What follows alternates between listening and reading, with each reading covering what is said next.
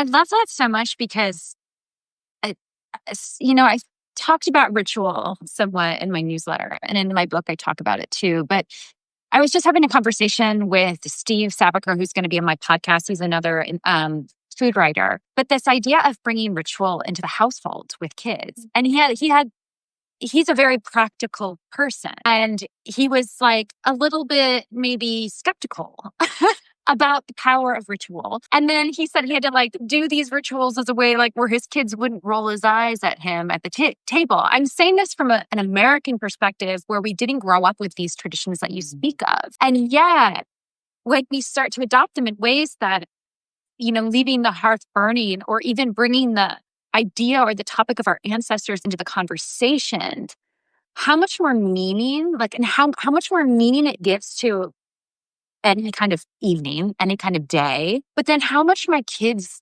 grasp onto it. And I think it creates something really special and meaningful in our lives. And for me, I grew up in the Midwest in Illinois. I didn't have the rituals around the Day of the Dead or Samhain. We had the candy Halloween holiday, and I hated it. I actually it's taken me a long time to fall in love with Halloween because now I live in a small town and Halloween's a big deal and it's very sweet. But